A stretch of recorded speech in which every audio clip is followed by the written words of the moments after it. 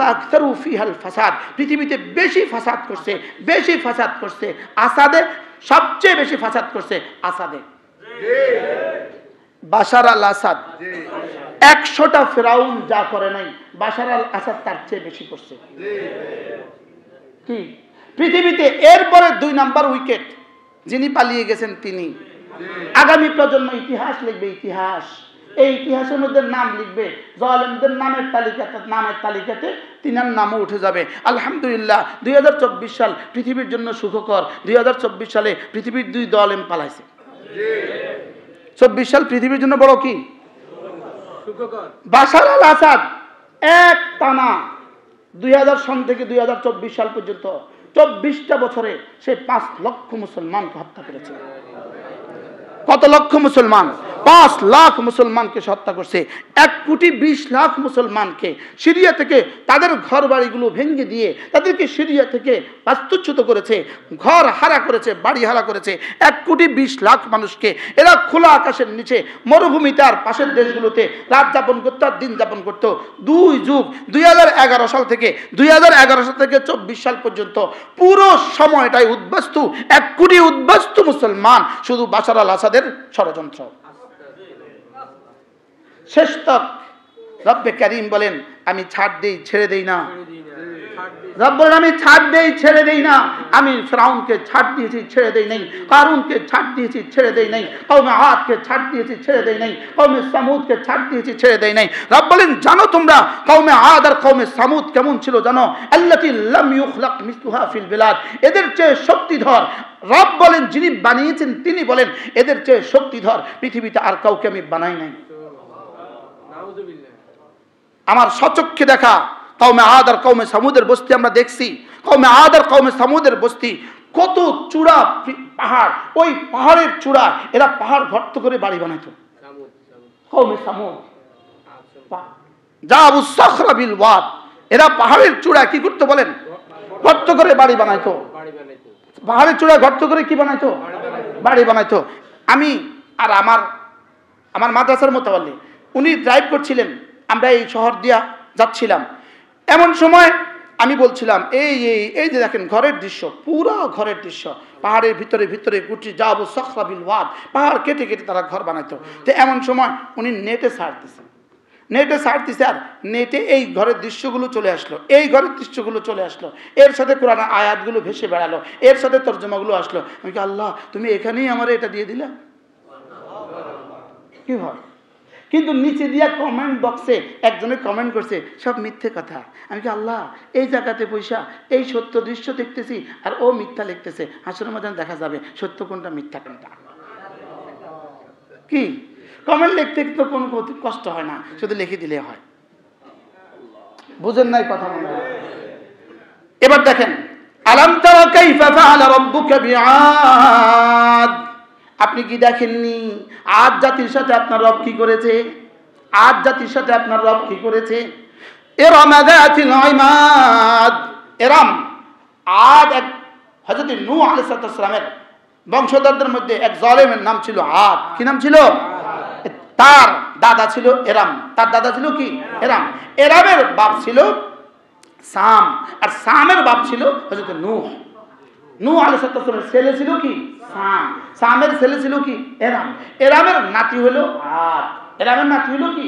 আদ। এই আদ গোত্র আল্লাহ তাআলা বলেন আপনি কি আদ গোত্রের কথা শুনেন নাই? এরাম জাতির কথা শুনেন নাই? এরা কেমন ছিল? জাতিল ইমাদ, এরা ছিল এক একটা খুঁটির মতো।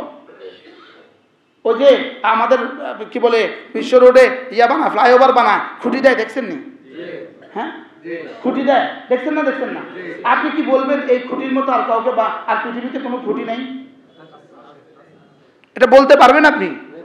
পদ্মা সেতুর খুঁটি কেমন আপনি কি বলতে পারবেন? এর চেয়ে বড় কোনো খুঁটি নেই, এর চেয়ে বড় শক্তিধর আর কেউ নেই। আর আল্লাহ তাআলা কওমে আদকে বানায়া বলছে লাম ইউখলাক মিসলুহা ফিল বিলাদ, এদের মতো শক্তিধর আমি আর কাউকে বানাই নাই। আল্লাহু আকবার। কেমন ছিল শক্তি? রব নিজে ঘোষণা দিয়েছেন কত শক্তিধর। আনতুম আশাদ্দু খালকা, আল্লাহ বলেন তোরা বেশি শক্তিধর না যাদেরকে ধ্বংস করে দিয়েছি ওরা বেশি শক্তিধর? ওরা কত শক্তিধর? কি পৃথিবীতে একটু বৃষ্টি হইলে তুমি শেষ, একটু ঝড় হইলে তো তুমি শেষ। বলে না, বুঝে না কথা। তুমি তো একটু জ্বর হইলে তুমি কি, জ্বর হইলে তো তুমি শেষ। ওরা নীল নদে ঢুকতো, তো নীল নদে হাঁটু পর্যন্ত পানি, আর নীল নদের পানি হাঁটু পর্যন্ত। এবার হাত দিছে, হাত দিয়ে মাছ ধরছে, এবার মাছ সূর্য দিছে, নরম করছে, খেয়ে ফেলছে। শক্তি কেমন, লম্বা কেমন। যদি আবার কখনো সুযোগ হয় বলবো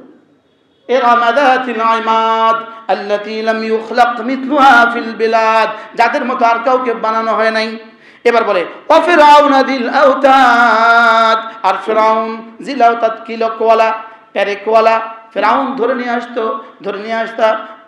মাঠে শুয়ে দিত, এই হাতের মধ্যে পেরেক ঠুকে দিত, এই হাতের মধ্যে পেরেক ঠুকে দিত, এই পায়ে পেরেক ঠুকে দিত, এই পায়ে পেরেক ঠুকে দিত, এবার রোদে ফেলে দিত, এবার মরে যেত। এজন্য ফিরাউন হলো জিল আওতাদ। 1.5 লক্ষ নারী পুরুষ বাশারের কারাগার থেকে মুক্তি পেয়েছে। কত লক্ষ? 1.5 লক্ষ নারী পুরুষ। বলেন জালেম কত বড় জালেম ছিল, লেকিন শেষ তক থাকতে পারছে? হ্যাঁ,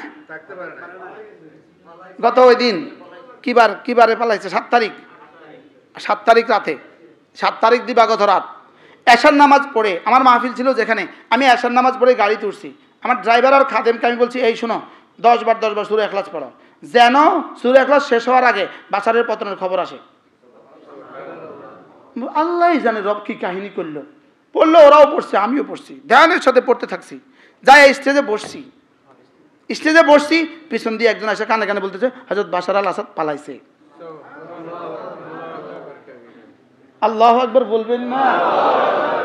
কি ভাই, ইনশাআল্লাহ পরবর্তী উইকেট নেতানিয়াহু। বলেন ইনশাআল্লাহ, বলেন ইনশাআল্লাহ, ইনশাআল্লাহ। যদি আজকে এই সংবাদ চলে আসে তো কেমন হবে? কি ইনশাআল্লাহ। পৃথিবীতে আরেক ইতিহাস, এই সিরিয়ার সংবাদ, সিরিয়ার সম্পর্কে রাসূলের হাজারো ভবিষ্যৎবাণী আছে। ইমাম হযরত ঈসা আলাইহিস সালাম ফিলিস্তিনে বাইতুল মুকাদ্দাসে নামবেন, আর হযরত ইমাম মাহদী আলাইহিস সালাম সিরিয়ার কাফেলা নিয়ে ইস্তেকবালে রেডি হবেন, আর সিরিয়ার দামেস্কে হযরত মাহদীর সাথে হযরত ঈসার মুসাফা হবে। ওয়াল ফজর, মদন মোহন হাই স্কুল মাঠে 5 দিন তাফসীর। এটা 65তম এবছর চৌমুহনী মদন মোহন হাই স্কুল মাঠ, 65তম। এই 5 দিন শেষ 1.5 ঘন্টা আমার তাফসীর ধারাবাহিক। গত 10 বছর আমি ছিলাম, এবারও আছি আলহামদুলিল্লাহ। শেষ 5 দিন ধারাবাহিক তাফসীর, আখেরি 1.5 ঘন্টা। এসার পরে একজন, এরপরে ধারাবাহিক তাফসীর। আমার সূরা নাবা থেকে শুরু হয়েছে, এবার ওয়াল ফজরে পড়ব ইনশাআল্লাহ। ওয়াল ফজর ওয়া লায়ালিন আশর ওয়াশ শাফঈ ওয়াল ওয়াতর। 10 রাতের কসম খেয়েছেন। ওয়াশ শাফঈ ওয়াল ওয়াতরে, জোড় বস্তুর কসম খেয়েছেন। ওয়াল ওয়াতরে, বেজোড়ের কসম খেয়েছেন। আল্লাহ শুধু বেজোড়, আর সারা পৃথিবীর সবকিছু জোড়া জোড়া। মানুষ কবুতর, গরু, ছাগল, খালাকনাকুম আজওয়াজা। যাই হোক, ওয়াশ শাফঈ জোড়ের কসম, ওয়াল ওয়াতরে বেজোড়ের কসম। আর যদি ধরি জোড় বেজোড় সংখ্যা, তাহলে জোড় বেজোড় সংখ্যার কসম। কি এটা আলোচ্য বিষয় নয়, এটা হলো শুধু আল্লাহ পাকের শপথ। ওয়াল ফজরে ওয়া লায়ালিন আশরে ওয়াশ শাফঈ ওয়াল ওয়াতরে ওয়াল লাইলি ইযা ইয়াসরি। রাতের কসম, রাত যখন চলে, রাত যখন কি, রাত চলে না চলে না? দিন চলে না চলে না?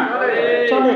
বলে একটা প্রশ্ন আছে, যেটা নিষ্প্রাণ কোন দেহ চলে, নিষ্প্রাণ কোন বডি চলে? রাত নিষ্প্রাণ চলে, দিন নিষ্প্রাণ চলে। সুবহানাল্লাহ বলে না? আরে নিষ্প্রাণ লেকিন চলে, প্রাণ নাই লেকিন কি রাত কি জড় পদার্থ না জীব পদার্থ?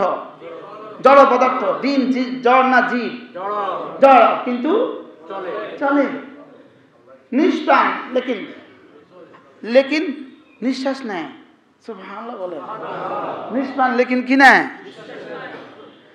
এরপর আল্লাহ তাআলা বলেন কসম খেয়ে, ফজরের কসম খেয়ে বললাম। 2 নাম্বার 10 রাতের কসম খেয়ে বললাম। 3 নাম্বার জোরের কসম খেয়ে বললাম, 4 নাম্বার বেজোরের কসম খেয়ে বললাম, 5 নাম্বার রাতের কসম খেয়ে বললাম। এরপরে কি বললাম এটা নাই, কি বললাম এটা মাহজুফ, এটা উজ্জ, এটা কি, এটা উজ্জ। আজীব বিষয়, এতটা কসম খেয়ে কি বলবেন এটা উজ্জ, এটা কি? আল্লাহ তাআলা বলেন আমি কি বলতে চাই তুমি বুঝে লও। সুবহানাল্লাহ বলেন। আমি বললাম আল্লাহ, মুফাসসিরিন বলেন কি উজ্জ? আল্লাহ তাআলা কসম খেয়ে বলেন আমি ওয়াল ফজরে, ফজরের কসম খেয়ে বললাম, ওয়ালায়ালিন আশর 10 রাতের কসম খেয়ে বললাম, আমি না বেজরের কসম খেয়ে বললাম, আমি না জোরের কসম খেয়ে বললাম, আমি না রাতের কসম খেয়ে বললাম, নিশ্চয়ই নিশ্চয়ই আখিরাত হবেই হবে, জাযা আর সাজা হবেই হবে। আখিরাত হবেই হবে, জাযা আর সাজা হবেই হবে। জাযা মানে পুরস্কার, সাজা মানে শাস্তি, জাযা আর সাজা হবেই হবে। বলেন জাযা আর সাজা হবেই হবে, জাযা আর সাজা হবেই হবে। এটা বলে নাই, এটা রেখেছেন উজ্জ। এবার রব বলেন জাযা আর সাজা যে দুনিয়াতেও কিছু হবে, উদাহরণ শুনবা? এইটা দেওয়ার জন্য আজকের ওয়াজ। আলম তারা কাইফা ফাআলা রাব্বুকা বিআদ إرم ذات العماد التي لم يخلق مثلها في البلاد وثمود الذين جابوا الصخر بالواد وفرعون ذي الأوتاد الذين طغوا في البلاد فصب عليهم ربك سوط فأكثروا فيها الفساد فصب عليهم ربك سوط عذاب। আল্লাহ তাআলা বলেন আমি কসম খেয়ে বলছি জাযার সাজা হবেই হবে। দেখো না আমি কওমে আদের সাথে কি আচরণ করেছি, কওমে সামুদের সাথে আমি কি আচরণ করেছি, ফিরআউনের সাথে আমি কি আচরণ করেছি, কওমে লূতের সাথে আমি কি আচরণ করেছি, দেখো না।